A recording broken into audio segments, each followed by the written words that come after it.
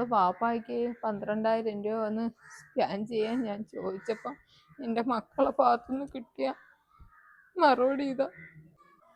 എന്തരേ അവർക്ക് അതിനുള്ള ശമ്പളമൊന്നുമില്ലേ? അവരെ ശമ്പളമൊക്കെ ഉണ്ടിക്കാ, നമ്മൾ അന്വേഷിക്കുന്നില്ലല്ലേ അവർക്ക് എത്ര കിട്ടുന്നു, ഏത് കിട്ടുന്നു.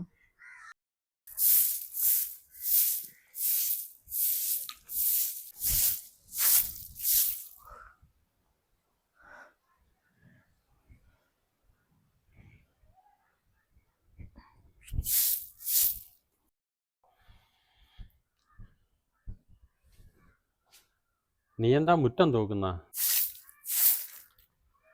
നിങ്ങൾ വന്നാ, കടയിൽ പോയിട്ട് വന്നാ? ഈ ജോലിയൊക്കെ ചെയ്യാൻ നീയേ ഉള്ളോ ഇവിടെ? ആ പെൺപിള്ളേർ ഉറങ്ങുന്നു, എഴുന്നേറ്റില്ല. അവർക്കൊക്കെ നമ്മളെ കണക്ക് രാവിലെയൊക്കെ എഴുന്നേറ്റ് ശീലമുണ്ടാ. ഇതൊക്കെ ഒന്ന് ശീലിപ്പിക്കണ്ടേ? നീ എന്തൊന്ന് വിളിക്കായിരുന്നേ? ഞാൻ വിളിക്കാനൊന്നും പോയില്ല, ഇഷ്ടമുള്ളപ്പോൾ എഴുന്നേക്കട്ടെ. ദേ, നീ അതൊക്കെ പറഞ്ഞൊന്ന് ശീലിപ്പിക്കണം. നീയാണ് അതൊക്കെ ചെയ്യിപ്പിക്കേണ്ടത്. എന്താ നിങ്ങൾ പറയുന്നത്? ഞാൻ അങ്ങനെയൊക്കെ പറയുമ്പോൾ പിന്നെ ഞാൻ അമ്മായിമ്മ പോരെടുത്തെന്ന് പറയത്തില്ലേ? ഇച്ചിരി മതിയല്ലേ? മൂത്തോളായിരുന്നപ്പോൾ ഇതെല്ലാം ചെയ്യുമായിരുന്നല്ലോ. ഇപ്പൊ രണ്ടുപേരുണ്ടായിരുന്നപ്പോഴാണ് ഇങ്ങനെ. അവള് മാത്രം ഉണ്ടായിരുന്നപ്പോൾ കുഴപ്പമില്ല, ആ പെണ്ണങ്ങ് ഒറ്റയ്ക്ക് എൻ്റെ കൂടെ വന്ന് സഹായിക്കും. ഇപ്പോൾ രണ്ടുപേരും കൂടെ ആയപ്പോൾ അവർ ചെയ്യട്ടെ ഇവർ ചെയ്യട്ടെ എന്നുള്ളതായിരിക്കും. ഞാനതുകൊണ്ടൊന്നും പറയാൻ പോത്തില്ല.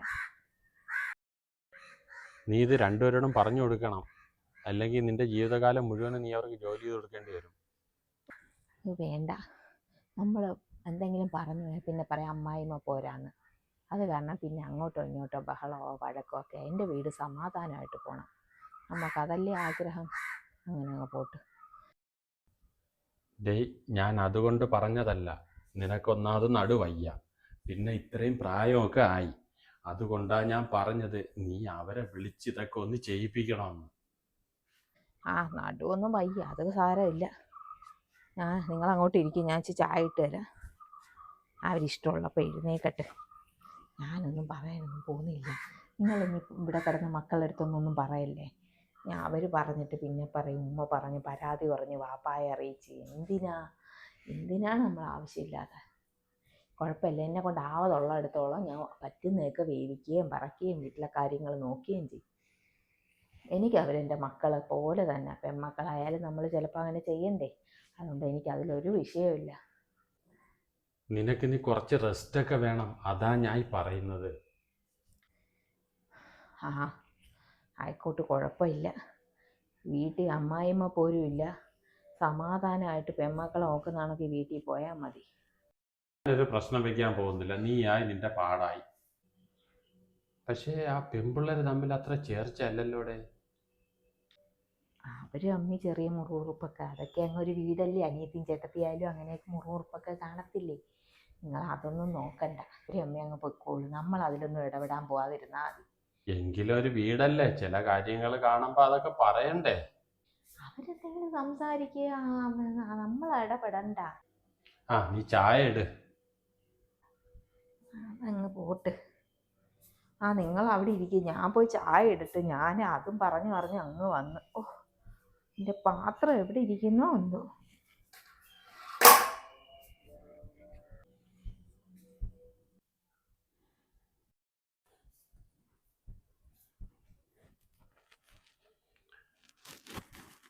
ഇവിടെ ഒരാളവനൊക്കെ അല്ല, ഇവിടെ ഉള്ളവരൊക്കെ എവിടെ പോയി?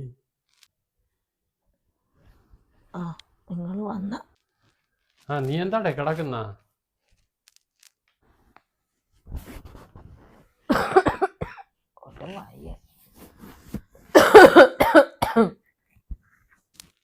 ഇവിടെ ഉള്ളവരൊക്കെ എവിടെ പോയി? അവർ രണ്ടുപേരും പോയി. മൂത്തോന് എന്തോ അവര് പെണ്ണിൻ്റെ വീട്ടിൽ കല്യാണം എന്നൊക്കെ പറഞ്ഞു പോയി. മാമാടെ മോളെ നമ്മളെ കൂടെ വിളിച്ചല്ലേ. വന്ന് വിളിച്ചതല്ലേ, അതിപ്പോഴാ? ഞാൻ പറഞ്ഞു മോനെ എനിക്ക് വയ്യാന്ന് പറഞ്ഞു.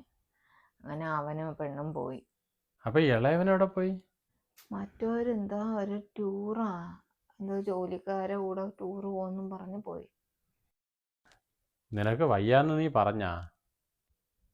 വയ്യാന്ന് ഞാൻ അങ്ങനെ പറഞ്ഞു, അല്ലാതൊന്നും ഞാൻ പറഞ്ഞില്ല. വയ്യാന്ന് കണ്ടിട്ടാ അവര് പോയത്? അവരോടെങ്കിലും നിനക്ക് പറഞ്ഞുകൂടായിരുന്നു നിനക്ക് ഒട്ടും വയ്യ പിന്നെ പോവാന്ന്. അയ്യോ അതൊന്നും ഞാൻ പറയത്തില്ല. ഇനി എനിക്ക് സുഖമില്ലെന്ന് പറഞ്ഞാൽ അവർ പോകുന്നത് തടയാനെന്ന് പറയത്തില്ലേ? കുറച്ച് ദിവസം കഴിയുമ്പോൾ നമ്മളെ മക്കളും പറയത്തില്ലേ അവരെ സ്വാതന്ത്ര്യത്തിന് നമ്മൾ വിടുന്നില്ലെന്ന്? നമ്മൾ ഇത്രയും കാലം നമ്മളെ മക്കളെ അവർക്ക് വേണ്ടുന്ന എല്ലാം കൊടുത്ത് വളർത്തി. ഇനിയിപ്പോൾ അവരെ സ്വാതന്ത്ര്യം കൂടെ നമ്മൾ കളയുന്നെന്ന് പറയിക്കണ്ട. പോയിട്ടൊക്കെ വരട്ടെ. പോയിട്ട് വരട്ടെ, പോണ്ടെന്നല്ല പറഞ്ഞത്. എന്നാലും നീ ഇങ്ങനെ കിടന്നപ്പോൾ മക്കൾക്ക് എങ്ങനെ പോവാൻ തോന്നിയടി? എനിക്കിപ്പോൾ നിങ്ങളുണ്ടല്ലോ എൻ്റെ കാര്യങ്ങൾ നോക്കാം, അത് മതി. ഞാനൊന്ന് വിളിക്കട്ടെ അവനെ. വേണ്ട വേണ്ട, അയ്യോ ഒന്നും പറയല്ലേ, വിളിച്ചും പറയണ്ട. മക്കളെ മരുമക്കളെ ഒന്നും ജീവിതത്തിൽ അധികം കയറി നമ്മൾ ഇടപെടണ്ട.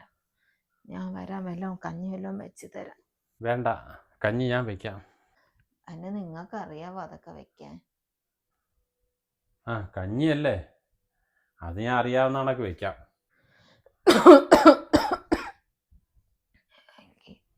എങ്കിൽ ഇച്ചിരി ഞാൻ കിടക്കട്ടോ? അവിടെ കിടന്നാൽ മതി. തല വല്ലാതെ വെട്ടി പൊളകുന്നു. പറ്റുമെങ്കിൽ ഒരു ഗ്ലാസ് ചായ ഇട്ട് തരുമോ? ആ ചായ ഇടാം. ആ ടൈഗർ മാം അവിടെ ഉണ്ട്, നീ എടുത്തൊന്ന് പെരട്ടെ. എനിക്ക് നിങ്ങളുണ്ടല്ലേ, നിങ്ങൾ മാത്രം മതി.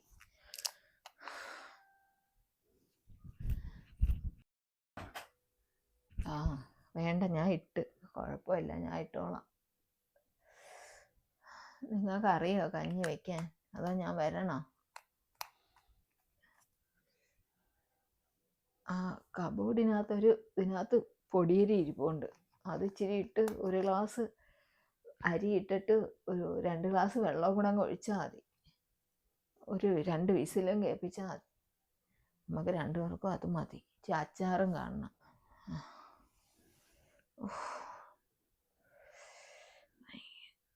നിങ്ങൾ അവരെ ഫോൺ വിളിച്ചൊന്നും പറയല്ലേ.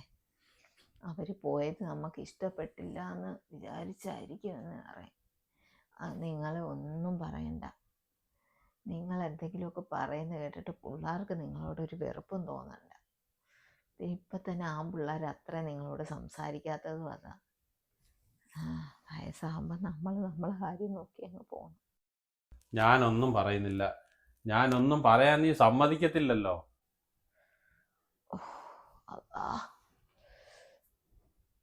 കുറച്ചവനെ വേറെ ശല്യമൊന്നും മക്കളെ കൊണ്ടില്ലല്ലേ. നമ്മളെ ദ്രോഹിക്കാനും വരുന്നില്ല. നമ്മളെ കാര്യം നോക്കി ജീവിച്ചാൽ നമ്മളാരും ഒന്നും പറയാൻ വരത്തില്ല.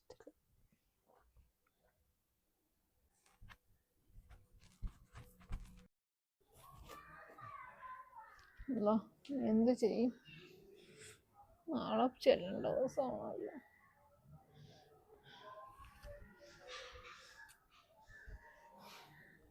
ഓർത്തിട്ടൊരു എത്തും പിടിയും കിട്ടുന്നില്ല.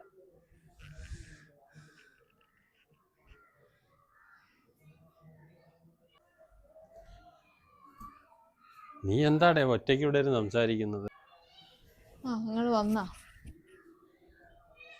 അല്ല, ഞാനില്ല, നാളെ ആശുപത്രിയിൽ പോകണ്ടേ, അതിനെ കുറിച്ച് ഞാൻ ചിന്തിച്ചുകൊണ്ടിരുന്നതാ. ആശുപത്രിയിലാ? അല്ല, നിങ്ങൾ ഡോക്ടർ പറഞ്ഞില്ലായിരുന്നോ നാളെ തന്നെ ചെന്ന് സ്കാൻ ചെയ്യണമെന്ന്? നാളെയാണോ? എത്ര വേണം അവിടെ? അന്ന് നമ്മൾ അന്വേഷിച്ചപ്പോൾ 12,000 രൂപ വേണമെന്ന് പറഞ്ഞു സ്കാൻ ചെയ്യാൻ. ഞാൻ ഇന്നലെ മക്കളുടെ അടുത്ത് 2 പേരുടെ അടുത്തും പറഞ്ഞു. എന്നിട്ട് മൂത്തവൻ്റെ പറഞ്ഞപ്പോൾ അവൻ പറയുന്നു അവനെന്താ EMI എന്തൊക്കെയോ ഉണ്ട്, അപ്പോൾ പിന്നെ അവൻ്റെ ഇല്ല പൈസയെന്ന്, ശമ്പളമൊക്കെ തീർന്നെന്ന്. കൊള്ളാം.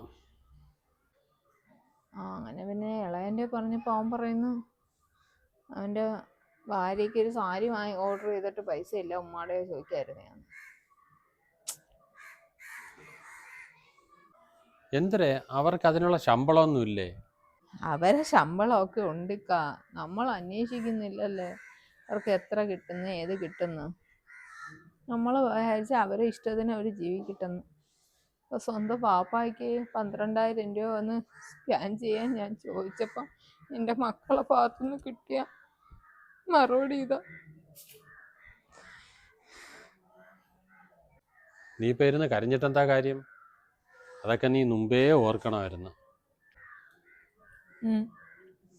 ഒന്നിലും ഞാൻ ഇടപെടത്തില്ല. കാര്യം നമ്മളെ കാരണം അവർക്കൊരു ബുദ്ധിമുട്ടും വരരുത്, മക്കളെ മനസ്സ് വിഷമിക്കരുത് എന്നൊക്കെ ആലോചിച്ചപ്പോൾ ഇപ്പൊ നിങ്ങളൊരു ആവശ്യത്തിന് ഞാൻ അവരെ കാല് പിടിക്കേണ്ട അവസ്ഥ. അവര് പറയുന്നത് കേട്ടപ്പോ എന്റെ ദേഹം തളരുന്ന പോലെ തോന്നി. ഇവിടെ വന്നത് വിറക് ഉറക്കാൻ. അങ്ങനെ അങ്ങ് ഇരുന്നു പോയി. മക്കൾ എന്തൊക്കെ ചെയ്യുന്നു, അവരുടെ ശമ്പളം, ഇതിലൊക്കെ നിന്റെ ഒരു ശ്രദ്ധ വേണമായിരുന്നു ആദ്യമേ. പണ്ടത്തെ കാലമൊന്നും അല്ലടോ അവരറിഞ്ഞ് ചെയ്യുമെന്ന് നമ്മൾ വിചാരിക്കാൻ. ഇനി നീ ആരെയും കാല് പിടിക്കാനൊന്നും പോണ്ട. നിന്റെ എൻ്റെ ഹോസ്പിറ്റൽ ആവശ്യമുള്ള പൈസകളെല്ലാം ഞാൻ ശേഖരിച്ച് വെച്ചിട്ടുണ്ട്. ഉണ്ടാ? അള്ളാ. എനിക്ക് ആശ്വാസമായി. ഞാൻ എന്ത് ചെയ്യുമെന്ന് ആലോചിച്ചുകൊണ്ടിരിക്കുകയായിരുന്നു. ഇത്രയും നാൾ മക്കളെ മക്കളെ എന്ന് പറഞ്ഞ് അവർക്ക് വേണ്ടിയാണ് നമ്മൾ ജീവിച്ചത്. ഞാൻ ഇത്രയും നാൾ ജോലി ചെയ്തതിലൊരു തുക ഞാൻ മിച്ചം പിടിച്ചൊരു സേവിങ് ഞാൻ വെച്ചിട്ടുണ്ട്. അപ്പൊ അതൊക്കെ എന്നോട് പറയാതിരുന്ന എന്താ ഇത്രയും നാള്? ആ, നിന്റെ സ്വഭാവം ഇതല്ലേ, അതുകൊണ്ട് നീ പതുക്കെ മനസ്സിലാക്കിയാൽ മതിയെന്ന് ഞാൻ വിചാരിച്ച്. നമ്മൾ അവസാനം വരെ അത് മതി, ആരെയും കാല് പിടിക്കാൻ പോണ്ട. പണ്ട് കാലത്ത് ഓരോരുത്തർ പറഞ്ഞിട്ടില്ലേ, മാമ്പൂ കണ്ട് മക്കളെ കണ്ടും ആരും കൊതിക്കരുതെന്ന്. ഞാനിപ്പോൾ ഇരുന്ന് ചിന്തിക്കുമായിരുന്നു, നമുക്കൊരു ആപത്ത് വരുമ്പം 10 രൂപ എടുത്ത് മരുന്നിന് പോലും തരാത്ത മക്കള് നമ്മളിനി എങ്ങനെയാണ് നമ്മുടെ ജീവിതകാലം മുഴുക്ക നമ്മൾ ആശ്രയിക്കേണ്ടതെന്ന് ഞാനങ്ങ്. അത് ഞാൻ മുന്നേ മനസ്സിലാക്കിയ ആളാ. ഞാനൊന്നും മുൻകൂട്ടി കണ്ടില്ല. ഏറ്റവും കൂടുതൽ മക്കളെ അങ്ങ് വിശ്വസിക്കും. എല്ലാ മാതാപിതാക്കളും അങ്ങനെയാ. മക്കളെ വിശ്വാസം. സ്വന്തം മക്കളൊന്നും ചെയ്യത്തില്ലെന്ന് എല്ലാവരും വിചാരിക്കുന്നു. സ്വന്തം മക്കളുടെ ഭാഗത്തു നിന്നൊന്നും ഇങ്ങനൊന്നും ഉണ്ടാവത്തില്ലെന്ന് എല്ലാവരും മനസ്സിൽ വിചാരിക്കുന്നു. പക്ഷെ അവരവർക്ക് അനുഭവം വരുമ്പോഴേ കുറച്ച് പേര് പറയും, കുറച്ച് പേര് പറയത്തില്ല. നമ്മളെപ്പോലെ ഉള്ളിൽ ഒതുക്കുന്ന എത്രയോ പേരുണ്ട്. ആ, എന്തായാലും നീ ഇപ്പം മനസ്സിലാക്കിയല്ലേ, ഇനിയെങ്കിലും നമുക്ക് വേണ്ടി നീ ജീവിക്കുക.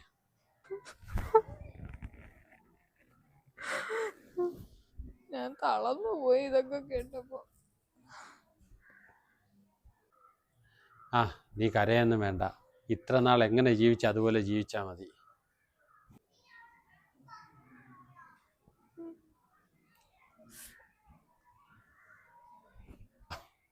വയ്യാത്ത കാലം വെച്ചോണ്ടിരിക്കും കയറി വന്ന്. കുഴപ്പമില്ല, ഞാൻ പതുക്കെ